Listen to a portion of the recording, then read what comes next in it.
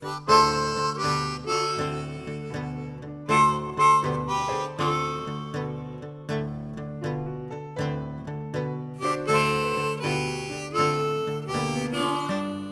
everybody, I'm Kimberly Turner from cookingwithkimberly.com, and today it's New Year's Day. Happy New Year everybody.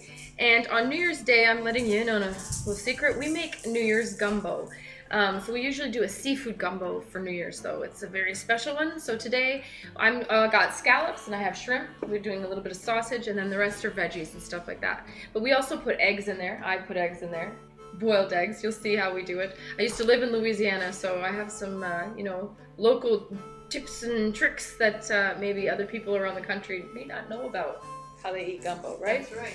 Anyhow, so right now in my pot I have a large stock pot, soup pot on my stove, and it's on very low heat. Right now I have it probably at medium low. Now I'm going to add about 2 or 3 tablespoons of olive oil, about 2 or 3 tablespoons of butter. I know it seems like a lot, but your roux is the most important thing. Now your roux is what thickens it. It's what flavors it in this instance. It's going to be a very dark roux we're making today. And it colors it. It colors it. It's what gives that nutty, special, Rich. yeah, the special gumbo flavor, the right flavor. I'm using about half a cup of flour. So I'm guesstimating, I'm just kind of eyeballing. I want about half a cup of the fats and half a cup of the flour. And a roux is something that you're going to have to babysit. Now this roux in particular, because you're doing it on so low and I want it to go so far, you can have any wide variety of roux. You come in on, no one can see you, Mama. Well, I didn't know you wanted to see. Yeah, why not? Roux, there's so many different colored roux you can use, right? So it's just a level of how long you let that cook for. You can have a blonde roux, you can have a brown roux, you can have a dark chocolate roux.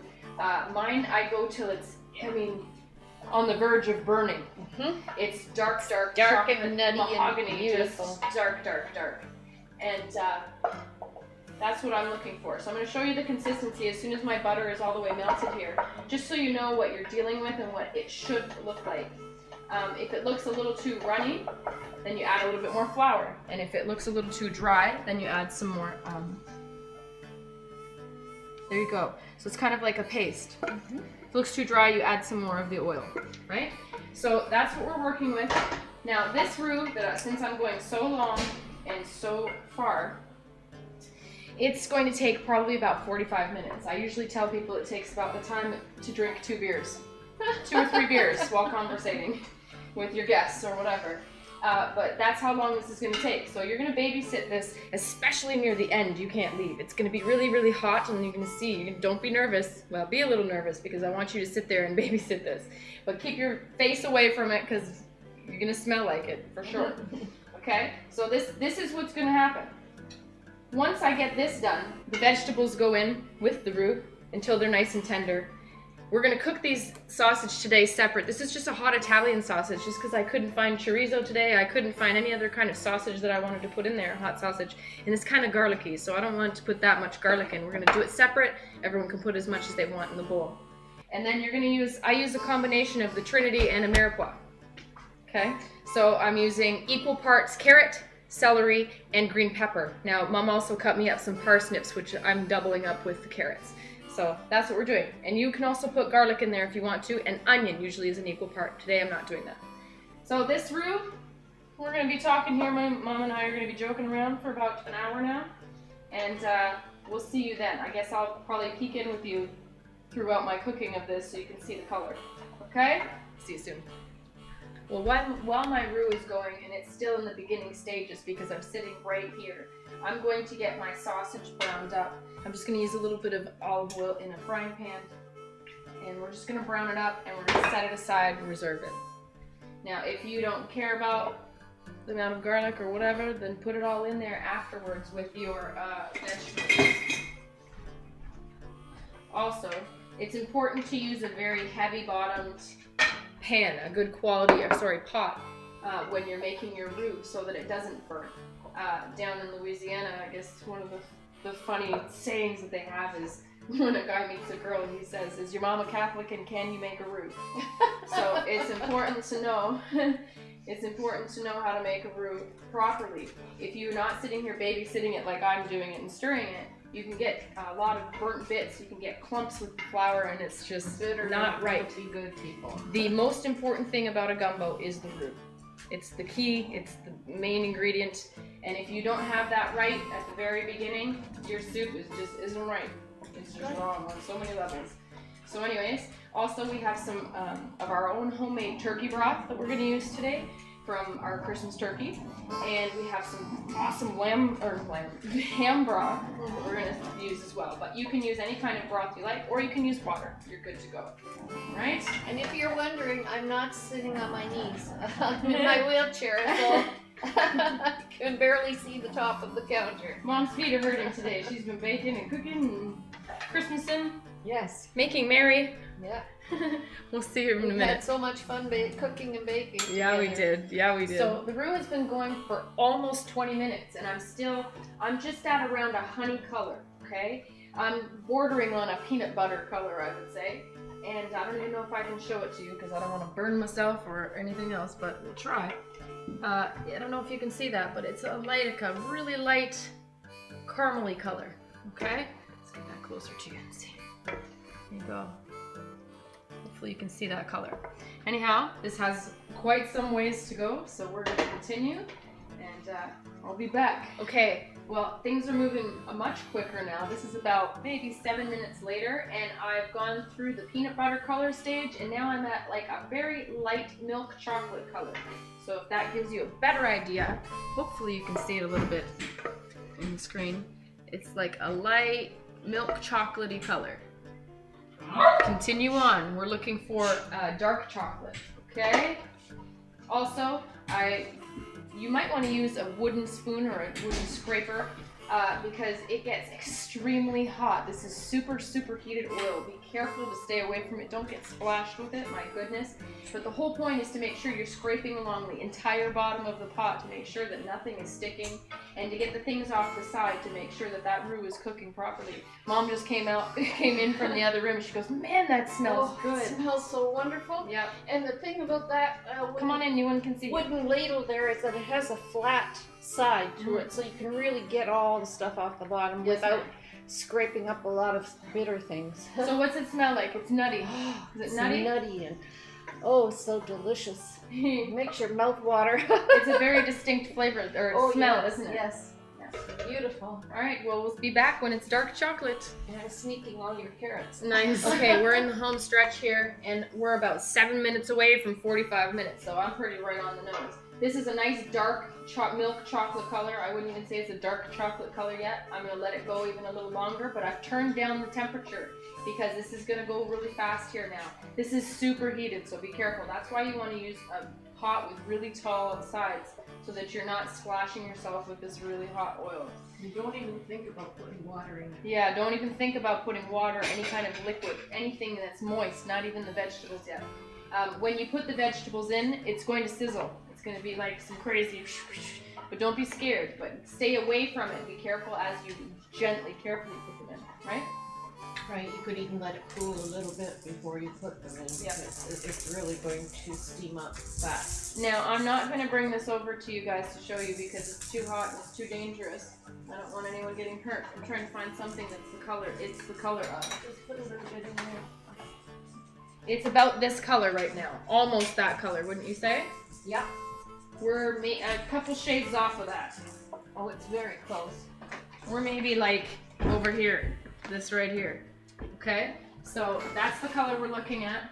And I want it to go even more. This is where you're really developing the extra flavor that you want for this. This is the flavor of your gumbo. But you do not want it to burn.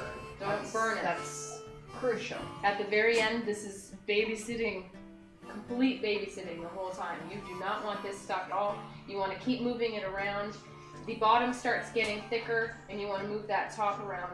It looks like melted chocolate right now. Mm-hmm. That's exactly what it looks like. So creamy looking. It's the same consistency of chocolate too, it looks like.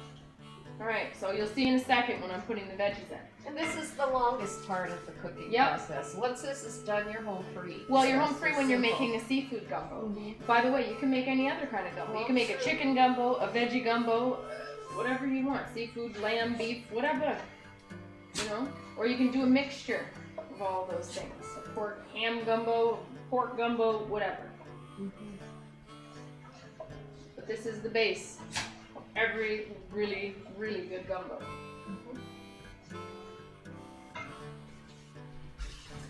Okay, we're at a really dark chocolate color. I'm still gonna keep pushing it a little bit longer. I'm almost at the hour mark actually.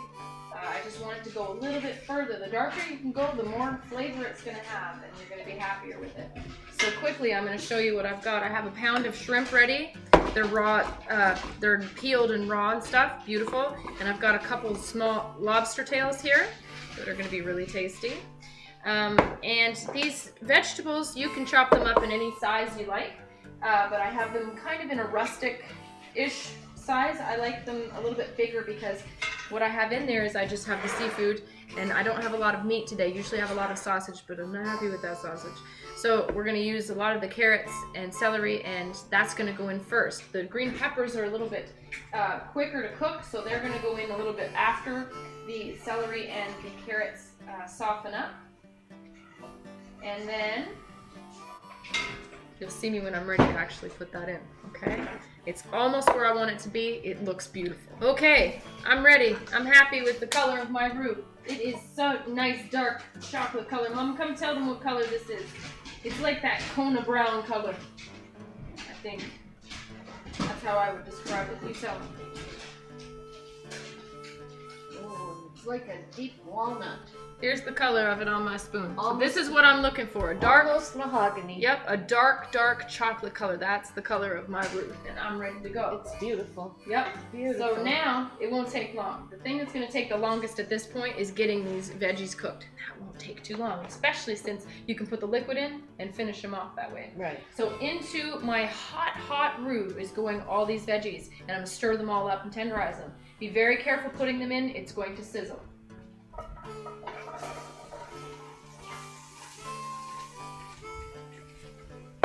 Now I'm holding off on my green peppers.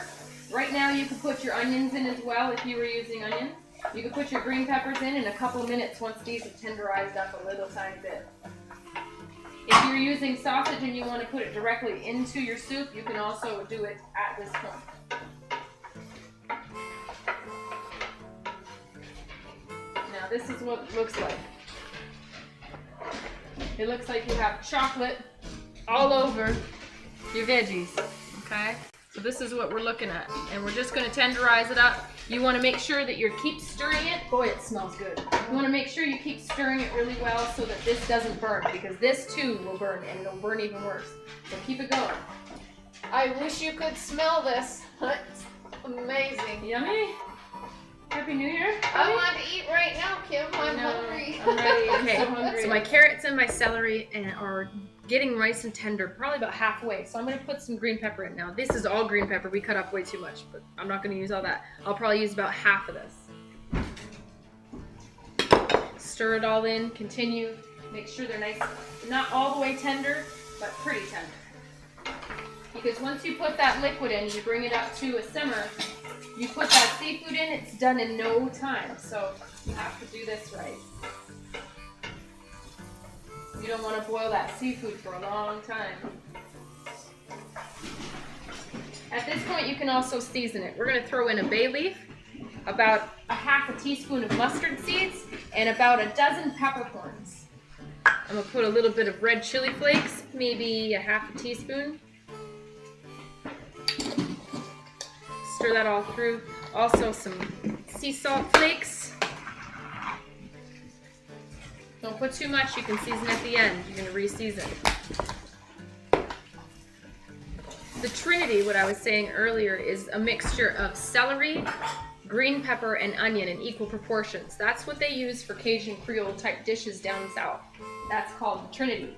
A mirepoix is equal parts celery, carrot, and onion, and that's traditionally a French preparation, which is, you know, we use that for a lot of different things, not just French food, but so that's what they call a mirepoix, and that's what they call the Trinity. I just kind of do a mixture of both of them. Okay, my veggies are nice and tender. This is what's going on. My carrots I can almost break up with my scraper, and they're ready and seasoned. The roux turns into like a pasty sauce all around it. It's lovely. Now, for my meat, since I wasn't happy with my sausage, we're going to use some ham from our ham the other day. That's nice and flavorful. I also have my turkey broth that also has a little bit of turkey in it still. We made some nice soup the other day, so that's perfect. It's replacing some of my meat, and I really like doing a combination. Usually I'll put a little bit of chicken in there, some eggs, I'll put the seafood in, sausage and everything. So we're about to put this liquid in. I'm happy with the veggies. In goes the liquid. I'm going to see how much that gives me. I'm going to need some more, so I'm going to use some of my ham stock, and I'll be right back. That was right there. That was about 5 cups. So I'm looking probably double. Here's 5 more cups of ham broth. I may put a little water in there. I'm also going to put probably a half a cup of white wine. You can use beer is what I really like to use, but I didn't get any today. So we're using a little bit of wine. That heat up, heat through, cook those vegetables all the way. And here's about 6 cups of water. Altogether about 16 cups. Now if you have a bigger pot, use more water. If you have, if you've made more soup, like you've used way more vegetables and things, you need a little bit more water, that's fine too. Stirring that through. Things are getting exciting now. Now, not everyone likes eggs with theirs, but what we do is you put them in whole like this, and you hard boil them while this is heating through. So I'm gonna gently, very gently and carefully get this in there. And when I serve it with it just like that whole. And I like to break it into my soup and break it up, and that creamy egg yolk makes everything just so nice. So in goes my eggs now at this point. They'll be done by the time we're done here. Try not to knock them around too much as you stir things through. I'm also gonna add some of this ham. That's probably about a cup and a half or so. Again, gumbo is something that you just have to feel, and you have to just go with what you have, you know? If you have more ham, put more ham in it, whatever. I'm keeping this sausage on the side. Now, this is gumbo filet. This is going in to season this gumbo. I'm also going to use it at the end. You can leave it for people to sprinkle on their own bowl. I'm putting about a teaspoon of this in there. This also thickens up the soup, but it also has wonderful flavor. Now, gumbo filet is actually ground up dried sassafras, and it has a really unique flavor. Now, it looks like really dark, muddy water, like the waters of the Mississippi. That's what you're looking for.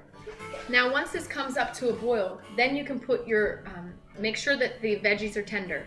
Once they're nice and tender, you're going to throw in all of your seafood. Now I'm going to get my scallops ready. These are Canadian Bay scallops that I'm using today, and I've got these gorgeous shrimp, large shrimp, and nice lobster tails, little tiny lobster tails. So that's what we're working with today for the seafood. And these will cook so quickly. Make sure you have rice on the side. That's what you're going to serve it with, over top of. I'll save some of these scallops for a nice pasta sauce this week. Now, I'm also going to put a little bit of hot sauce in there. I would usually put a Louisiana hot sauce in there, but my new favorite hot sauce these days is this awesome one from Perfect Taste. That's what it looks like, Perfect Taste hot sauce, and it's from a company out here, right by me, out of Niagara-on-the-Lake. Oh, beautiful. Put about, I don't know, maybe a teaspoon and a half of that in there. Lovely. Okay, so my gumbo has finally come up to the boil. And I didn't cover it. I like it to take that much time to do so because I want all those flavors to get together.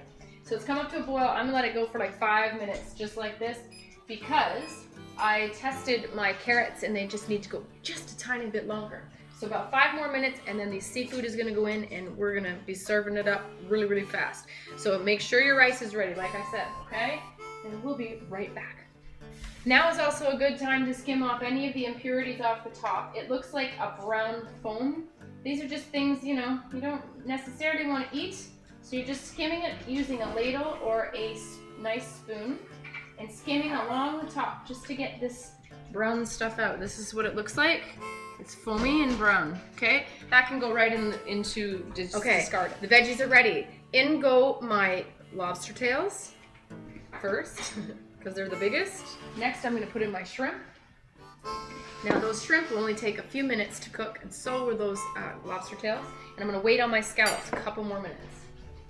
As I'm waiting for my soup to come back up to a boil and to finish cooking these shrimp and the lobster tails quickly, I'm gonna rinse out my bay scallops under cold water. Oh my goodness, I just snuck a shrimp. They are so good. Into this goes my scallops. This is nearly done. These are only gonna take but 2 minutes. So as that is heating back up, heating these through, we are going to get rice ready in a bowl. Now I've just made a dirty rice to go along with this. Make whatever kind of rice you like. Okay, we're in the final stage here. I'm gonna do one quick taste test of the broth. That's like almost just right, almost. That's good stuff. I'm not mad at that at all. Everyone can doctor that up in their bowl as they wish. Put salt, pepper, gumbo filet extra, and hot sauce for everybody. Mom, you want some sausage in yours, you said? Mm-hmm. Yep. Mom's getting some sausage. I'm gonna get a couple. And we're pretty much ready. Let me just make sure that these scallops are done. Almost. A couple more minutes. Okay. After you add the seafood, sometimes you get a little more of those impurities on the top. Skim that off again. And we're ready to serve. Okay, the proof is in the pudding. I'm about to serve Mom up. I'm gonna give you a lobster tail, Mama. Shrimp. I like it. Yeah, Mom doesn't like the egg. She's not down with the eggs. So we'll leave that. Not that I don't like eggs, just like that. There's that. Here's a nice little lobster tail. Now look at this. Tell me that's not the perfect meal for New Year's Day. We're out here in the freezing cold, snow outside. As we speak, it's snowing. And look what we're eating. You put the rice in the bottom. Here you go, Mama. Oh. Now doctor it up if you want. Here's the gumbo and hot sauce. Kim. Thanks, Mama. Thank you. Welcome. Oh. Is it right? Is it right? It's the right thing? It's so good. I love this gumbo filet. Yeah. So delicious. Okay. So this is how I do it. And I serve mine with the egg on the side. Yeah, I'm just gonna break it open and put it in there and break it all up in there. I'm not gonna show you that. I don't have to show you. It's hotter than all heck right now, so I'm not gonna do that. But I always like a little bit more of the gumbo filet on top. Oh yeah, buddy. Is it right? I know it's so hot. Don't burn yourself, Mom. Tell me what's going on with it. I haven't forgot how to cook like a Cajun. There you go, Mama. You could just close your eyes and dream. This is so good. Those scallops are so nice. Delicate. So tender. This is where I'm done too. That's it. I need a little bit of salt on mine. But I hate doing that for everybody because not everybody needs more, right?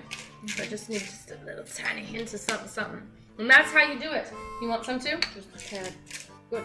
So this is how you make our New Year's gumbo. This is a New Year's seafood gumbo.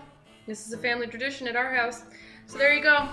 Enjoy that. Put some lobster in there, some crab meat. You can put crawfish in there. Oh, buddy. You can put mussels. Mussels, clams. I love that. All that business. All this. The little octopus. Oh yeah, I saw some really great giant octopus today and giant cuttlefish like this big. Yes, ma'am. Anyhow, Happy New Year. Mwah. Thank you. I love you. And Happy New Year to you guys too. Thanks, Mom. You used to say that to me when you were little. A good Mommy, cooker? you're such a good cooker. Really? Well, you are. Happy New Year's to you and yours, and I hope that for many blessings and success and prosperity and love in 2014. For you too, dear. Thanks, Mommy. And for all of them. Enjoy. Follow us on Twitter at Cooking with Kim E with a capital E. I hope you like the fan page at facebook.com/Cooking with Kimberly. My shows are on ifood.tv/Cooking with Kimberly and youtube.com/Cooking with Kimberly. And my site is cookingwithkimberly.com. That's it, that's all. Make sure you check out Mom's website too at ingridturnertoday.com, okay? Be a champion in your kitchen and eat deliciously. Bye. Happy New Year.